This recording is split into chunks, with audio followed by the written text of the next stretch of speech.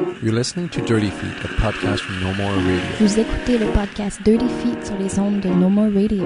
Hosted by, animé par Allison Burns, JD Papillon, et Stéphanie Morin-Robert. Stay tuned. We're gonna move you.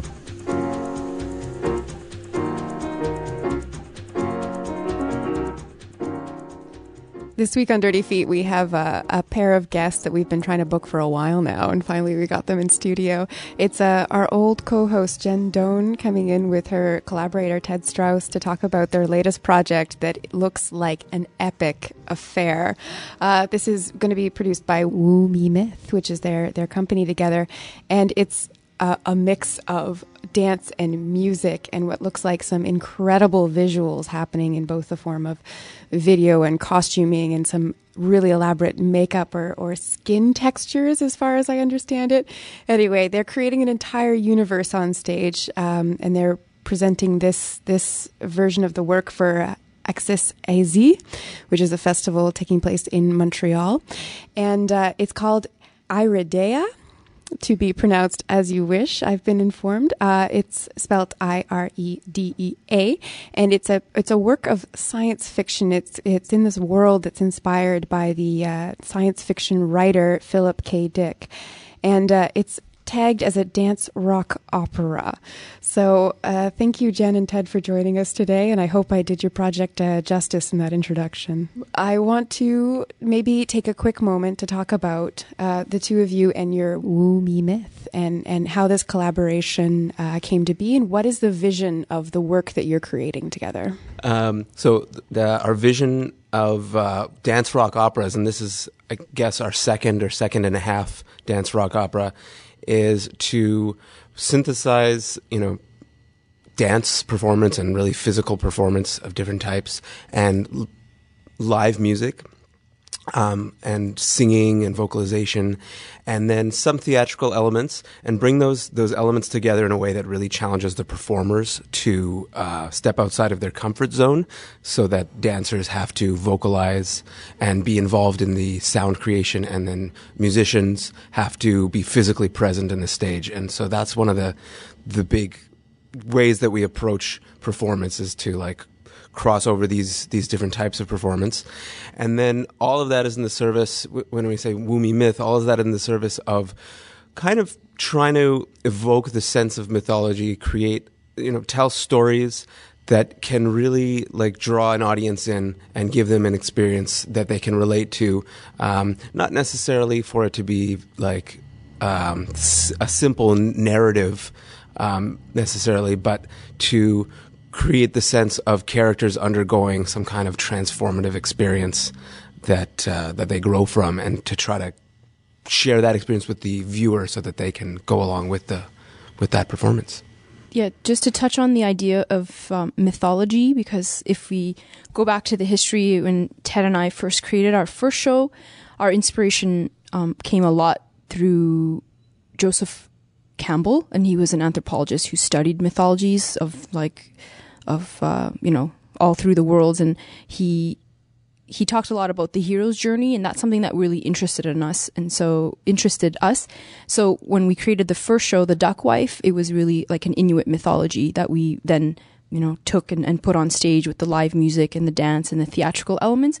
And so fast forwarding, I guess 4 years now, although we started the show, the idea for it about 2.5 years ago, we were very then much inspired by the whole idea of science fiction, and that even science fiction itself is a type of mythology of the modern world. And so we were very fascinated by that. And so we continue that exploration of how do we bring mythology onto the stage with all those theatrical elements to bring it to life and to, give that kind of inspiration to audiences. And how do you go about finding your inspiration for the seed from Philip's work? Have you just read a bunch of his work? Is he the sole inspiration for the piece? I think you mentioned another source of inspiration just before we started the interview. Kind of, where do you draw the line on what is in your universe and what isn't? As the artistic director, who sort of bringing the overall concept of the show. There's not many lines drawn. There's like hundreds and hundreds of different inspiration sources. So there's just a lot of information coming in, and then in the creation process, things happen. But I think a couple of the bigger inspirations for the show was one story by Philip K. Dick called Deus Irae, and a film called La Jetée, created by French filmmaker Chris Marker in the early 70s, I believe. And both of these stories are post-apocalyptic stories, and they approach them in different sorts of ways. But the post-apocalyptic kind of storyline really interested me a lot for a bunch of reasons. One, because and science fiction in general interested me a lot because we're living in a time now where we have like technologies available to us that really are sort of science fiction. From even just 10 years ago, some of the things that we can do now are really incredible. But I think that the society, we're taking a little while to sort of catch up and figure out what that means to us when stuff we have in our pocket is capable of performing like really powerful magic tricks, essentially. And very quickly we're able to take that for granted. And similarly, our planet is undergoing this sort of climate crisis, and there's a number of problems in the world. And if we read the news, the UN and scientists are telling us that there's sort of a coming like major catastrophe in the world. And just like the technology we have in our pockets, I think everyone is very easy to just take that sort of thing for granted. And there's so many reasons for that, and it's not, and I'm not trying to make the show overtly political, but I think by having a story that just deals with a time after the world has undergone some terrible calamity can just give the sense of what the possibilities are and what happens to the like individual human being who are performers on the stage, who are just, regular people, regular souls who have their own strengths and weaknesses. How do those people relate to that calamity that has transpired? For myself, if we go back like 2.5 years to almost 3 years of just being like, let's create another show and being inspired by this idea of, let's take a look at the aesthetic of science fiction. For me, it's the aesthetic that really attracted me. Like it's really another, there's just so many layers and textures and just, even sound and costumes and all of that. It just created a whole nother world that we were able to delve into. And like Ted and I, at one point actually took an online course of fantasy and science fiction that someone was giving. And that was really interesting because it was like a whole course devoted to studying science fiction as mythology and just understanding how that relates to our modern world and how we live nowadays in terms of that idea of mythology. And a lot of science fiction films too have influenced us, like the aesthetic, the concepts and even timing. Like we've used a lot of those ideas in our pieces when we were watching film, like how directors in major films like use timing, just as one example. And so it's been cool. It's like a vast world that we've delved into, and we'll continue to, because I think this show that we're opening this summer, it's really just the start of Iredea, and we really plan on continuing to develop it because, of course, as with resources, there's so much that we envision in our mind. So with time, we want to continue to refine and elaborate on what we really can do on the stage in this whole concept and for the show. And when it comes to those more philosophical and social commentary aspects of science fiction, how did you bring this into your new creation, especially dance, which it's not the sole extent of the work, from what I understand, but through dance, it's always a bit more difficult to have a bit of a message or of a discussion with the audience. How did you bring those aspects into the new creation? Yeah.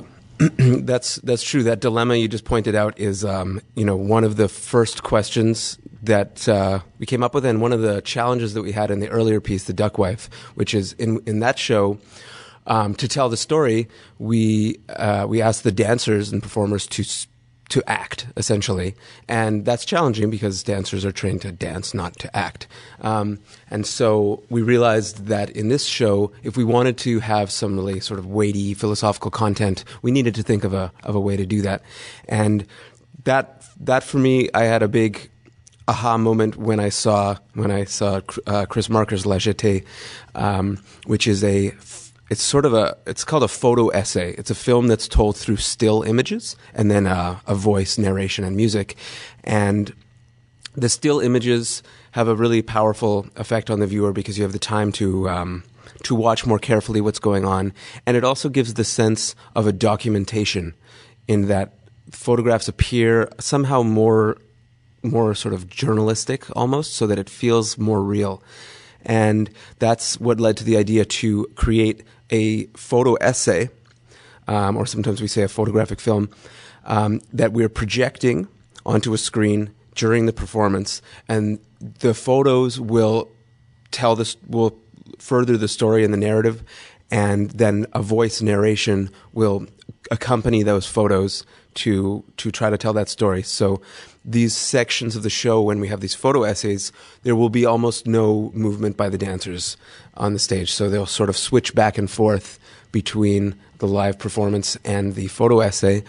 And that's not, the decision to do that is not simply because we want to use a voice to tell a story or something. There's a stronger meaning to it that I hesitate to dive into because I don't want to miscommunicate it. But in the show, there's a sense that in the world that we're creating, there's a sense that people are being watched in this world. People are being monitored, surveilled, almost similar to how we have in our world now, that everything we do digitally is recorded somewhere. And now we're finding out through the revelations released by Edward Snowden that a lot of our information is being carefully tracked by governments around the world. Big surprise. And so in this world of our show, similarly, the characters are being photographed by some unseen force. And so we're trying to depict the sense that the events that we're watching the performers perform, we're also seeing those same events transpire through the photographs, and there's a sense of a mismatch between them because what is photographed or what is documented is not necessarily the same as what actually occurs in the real world. And that's an important theme for me because in our society now, it's very image-driven, and I mean that very literally, image as in photographs. If we go on social networks or on the web, photographs and video really drive our experience of many, many things. But what is the connection between those photographs and those videos? The connection between that and real events and the real people who are being depicted there. Are they the same? Probably not. Of course not. We're producing them to look as exciting as possible. But we are letting those images, which are idealized forms of reality, drive our decisions and drive our lifestyles. It's also very difficult to dissociate mythology from the spoken word, from oral history.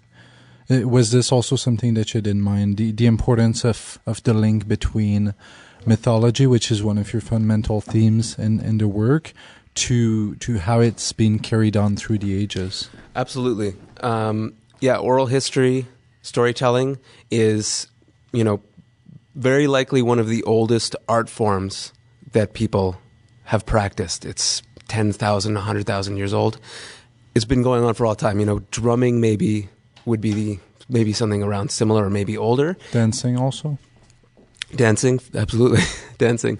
So, and the ability to tell stories is so fundamental in our experience and something that it evolves, it's changed over history, but the ability to tell stories and listen to stories is, one of our core experiences, and that's definitely at the heart of this show. Jenn, you've mentioned the aesthetic of science fiction, and Philip K. Dick is notoriously known for being difficult to adapt. his works have this reputation as. I mean, you take the movie A Scanner Darkly, where they used the technique of animation to make sure that the story would be told, reflecting how dense and how difficult it was to adapt the story of A Scanner Darkly. How do you approach this in a form that is live performance and that is also, financially not as viable as movies, that doesn't have as much funds and as much available technology for it? I think we've done basically what other filmmakers have done, is like they just take very not small, but very specific concepts within the story as the underlying inspiration, and then from there we kind of elaborate our own. And I know some of the characters are influenced by them, but even some of the characters, they go through a lot of changes to suit what we've created.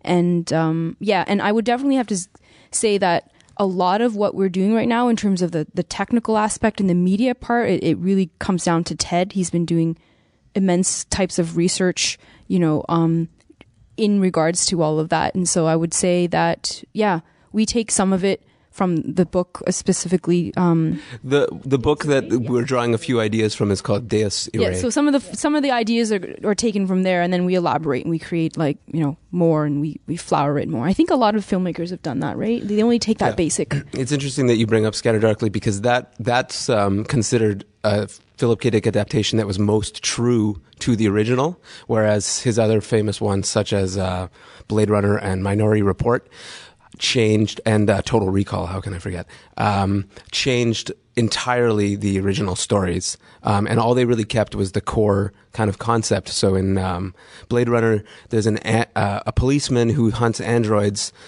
who it turns out is an android himself. And in Minority Report, it's a policeman who uses precognition to catch crimes before they occur, but then one day it turns out that the crime is being committed by himself. So Philip K. Dick always plays these weird tricks with mirrors, where it's always like a meta on something. And those core ideas is what, has made Philip K. Dick's work so appealing, because the ideas are so rich. And so for our show, really the core of our show is to just take a nugget of an idea from the story and kind of make our own concept out of it. Is there a fear of creating a work that is too cerebral or too difficult to approach for an audience, for a general audience? Is this something that you had in mind when you were creating it? That's actually it's good you brought that up, because we've been talking a lot about these concepts and the whole, the political aspect, the social aspect. But that's actually, a lot of it is cerebral for us and through our discussions. But through the piece, it's actually a lot more simplified, because they're characters that go through something. And I don't think the piece is as cerebral as it sounds as we're talking about it. If you really think about it, there's one character, she wakes up after the apocalypse. Should I? Yeah. Okay. I'll give a really rough, kind of introduction to the storyline. The character wakes up. I play the lead character. She wakes up after the apocalypse, in the deserted land, and discovers that her body is paralyzed. And so, then someone comes along and gives her a prosthetic that gives her body life again. So basically turns her bionic. And so after that, when she discovers this power that the prosthetic has given to her, she also discovers she's an artist. And so through those two things that has happened, discovering she's an artist, given power back to her life, others then use, to manipulate her to go on a mission to find the man that ended the world. And so the story is really just about just connecting to this character and watching her go through meeting different characters in her own struggle, and looking for this character. So it doesn't have that same kind of cerebralness in the show. It's more just watching and relating these characters as they move through the piece, to come to the end of, the final decision. That's something we haven't talked about at all so far, which is the movement. How did you come up with the movement? How did you approach creating movement for a space rock opera? Oh, yeah, the choreography it's been really challenging for this, because when we first started with the piece, we had basically a storyboard, like scenes, sections, ideas of what this is. And creating it was really challenging at first because I got really stuck in the literal and really stuck in the story and the narrative, where I was finding it really hard to just break out of that to create just, the abstract movement part of it. So through a series of processes, I'm not sure what happened, but eventually we were able to come to find that. I think for me, it was like having to step away from the characters and the story and the scenes and the storyboard and all of that and try to relate to the basic idea of each scene, like what the feeling is, what is the character going through, and finding a way to relate it to myself so that I can then go and just create movement as opposed to trying to fit something into a narrative. And it just became so like awkward because it was like, oh, this is too literal. Like, I don't know what I'm doing. I'm supposed to look for something. And then I'm like looking and I'm like, what? That's not interesting. I'm just looking for something. So it's been quite a process. Yeah. And one thing that helped along the road to that was we had a workshop with David Albert Toth, who came in and worked with us. Yeah, that was great. He came in one day. We were really in a place where we were kind of stuck in that crux there, and he just helped us a lot to redirect how we were going to approach the choreography. It was really one of those days where it was like, oh, thank you, David. I'm going to send you this and have you listen to it. But he did a lot to help us understand how we could approach it from that non-literal narrative place. And from going from a place where you have a lot of outside sources and inspirations and kind of bringing it into a studio with real people. You mentioned David. Who else have you guys been maybe using as either outside eyes or even, I know there's a lot of picture work or video work that you guys are working with, a lot of technology. How are you guys juggling all of these different tasks and performing within the work itself? We have an amazing group of collaborators working on the show. I'm going to try to mention a few of them. Sandra Chirico is creating costumes, has created beautiful, beautiful costumes. And at the end, we'll give a link so you can go and see some of this stuff. And Clement Ye has built us some props, notably a robotic performer that I'll just leave it at that. We have a special skin design. And for that, I collaborated with a tattoo artist who is in New Zealand to design this whole skin concept that is worn by Jenn in the show. Tristan Brand is a photographer, and he has photographed all the material that will be used in the photo essays that I was describing before. And you'll see his work on our Facebook, and all of the media images come from Tristan. I'll remember names maybe and throw them in after, but that's a few of the collaborators. And to answer, I mean, how we're working. Oh yeah, among dancers, there's Maxine Segalowitz, Mark Medrano, Karsten Kroll, and Melina Stinson are dancers. And there's only 4 performers on stage, including Jenn and I. So there's sort of alternates among those dancers. So this seems like quite the huge monster of a project. And how do you guys juggle all of these tasks of not only managing so many different performers, different collaborators, but all this different information on this fantasy world that you guys have created? Well, the honest truth is we're learning how to manage that right now. Juggling is a good analogy. Mm-hmm. We had a very big rehearsal yesterday at the Jésus Church where we have a residency, and if juggling is the analogy, then we dropped some balls yesterday. So it's hard. It's very difficult, yeah. And we've taken on maybe more than we should have. We don't have really very much money, and our collaborators are being very, very generous, and we're so excited that they're willing to sort of share in the excitement with us and go along with some of this as much as possible. So it's... Yeah, we always, whenever we're doing things, we're always like, well, one day when we get the show off, we're going to have someone to like carry our props, for us, and someone is going to be the one operating like the remote sounds and all of that. Like yesterday, I think Ted and I probably spent like 3 hours like lugging all of our gear, which filled up the whole car, had to set it up, take it down, bring it back, and it was a lot of gear. So yeah, it's tough because we are wearing a lot of hats, and Teddy's wearing a lot of hats because he's the artistic director. He's doing all the research. He's doing all the technical setup. He's creating the music. He's working on the narration with Kai Kello. Oh yeah, Kai Kello is another collaborator who's helping to write the script. What else are you doing, Teddy? I don't even know anymore. And we have a fundraising campaign. Radio interviews. Oh, radio interviews. That's gonna come up too. Promotions is gonna start coming up. So it's a hustle for sure. And the festival that you guys are participating in, and it's how much assistance do they have as far as the programming? Are they presenting you? Do you feel like you can at least take that hat off of having to promote? Honestly, no. I still feel like as artists still need to push it. Oh, Mohammed Hamad, he's also going to be our website's social media guy, so he's going to help us a lot with that. And from where are the shows? Yeah, from where are the shows, totally. Yeah, the festival has like all their programmation, and I think that for me, I want to try to fill up, our seats. So I'm thinking he's, when we first met with Koshro, he's like, oh, Koshro, he's amazing. Koshro Baramadi is the artistic director of Aksay Azi, and he approached us last year after we performed in Vue sur la Relève, and that started the conversation that led to us performing. And he's been really supportive in helping us along the way as much as possible, but every show needs to be promoted, from every possible angle.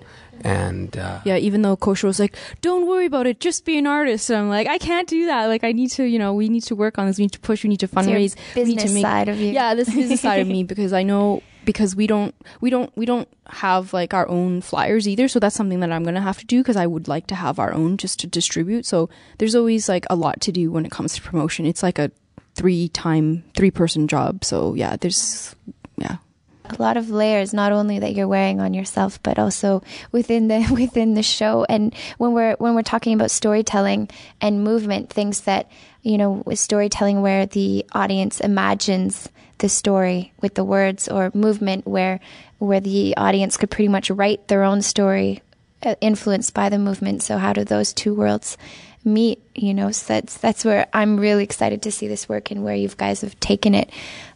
This journey that's been on the go for the last 2 years. That's crazy. It's exciting. I'm excited.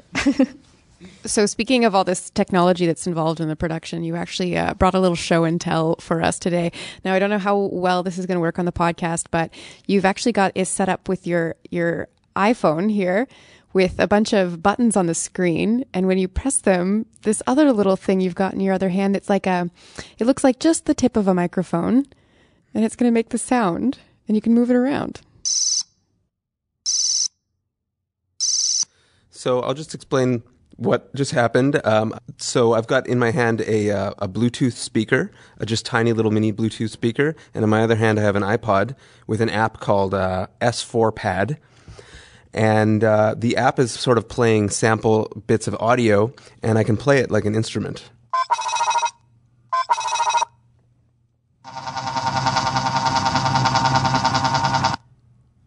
Why don't you wave that one around so we can hear it?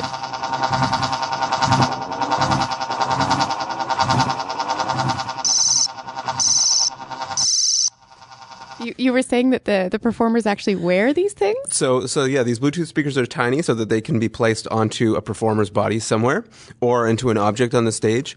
And then I can play the sounds live.